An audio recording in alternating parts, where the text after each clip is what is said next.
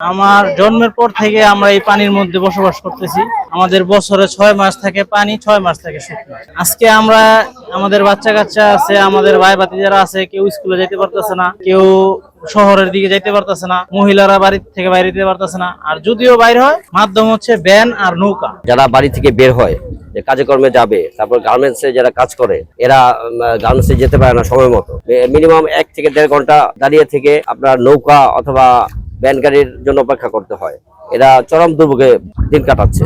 দুর্যোগ থেকে আমরা এটা আন্দোলন করতেছি। এই আন্দোলনের পিছনে আমাদের মন্ত্রী মিনিস্টার অনেকে আসছে, ডিসি সব আসছে, কিন্তু আসে ওনারা আশ্বাস দিয়ে যায়, কিন্তু প্রতিবাদ আঙ্গুর কোনো কাজ করতেছে না। এখন এই এলাকাতে মসজিদ মাদ্রাসা যা আছে সব টোটাল বন্ধ। আপনার স্কুল যাইতে পারে না, মসজিদ যাইতে পারে না, সব টোটাল বন্ধ।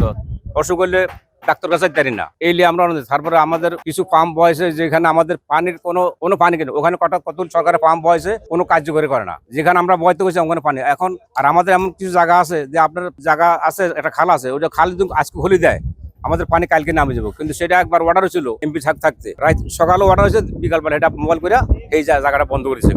এই কষ্ট আমার সেবা না, আমরা চাইতেছি আমাদেরকে সঠিক আমাদের একটা জায়গা করে আমার পানিটা নিঃসরণ করে আমাদের বাঁচবার অধিকার দাও। এই পানিবন্দী অবস্থায় আমরা আছি, আমরা দুর্বিষহ জীবনযাপন করছি, কারণ আমাদের মসজিদগুলি ডুবে গেছে। কেউ আমরা মুসল্লিরা মসজিদে কেন মুস করতে পারছি না, এমনকি একটা মানুষ মরলে আমরা কবরস্থানে এখন দাফনও করতে পারছি না। আমাদের অত্র এলাকার মা বোনরা গার্মেন্টসে যেতে পারে না। এই পানি অনেকে অসুস্থ হয়ে পড়েছে, ঘরে ঘরে অসুস্থ, জ্বর ঠান্ডা এই পানি পারানোর কারণে।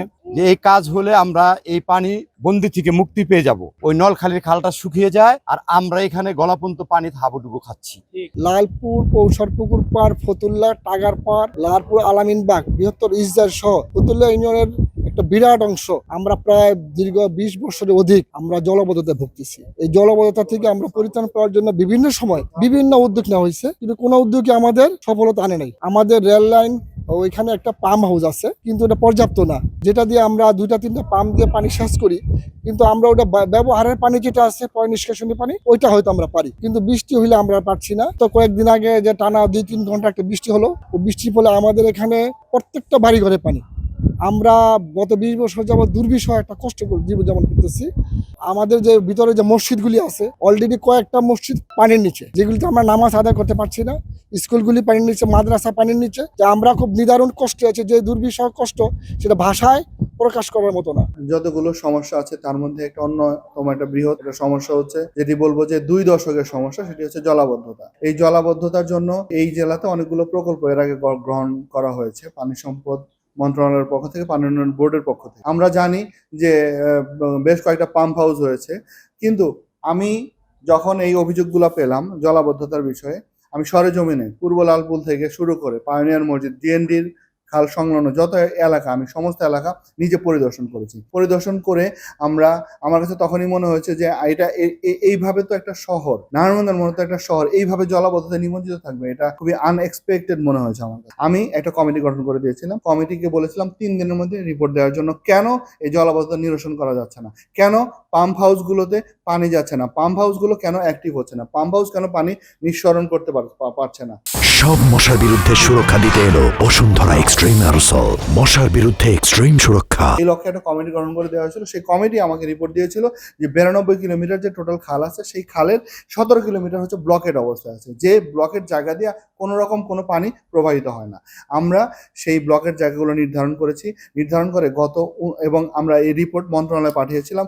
মন্ত্রণালয়ে আমি কথা বলেছি। আমি ধন্যবাদ জানাচ্ছি আমাদের সম্মানিত সজীব স্যারকে। সজীব স্যার আপনি নারায়ণগঞ্জের মানুষ, সজীব স্যার আমাদের কথা শুনে কনভিন্স হয়েছেন এবং বলেছেন যে কিভাবে এই দ্রুত জলাবদ্ধতা নিরসন করা যায়, সেই লক্ষ্যে তারা আমাদেরকে সহায়তা করবেন।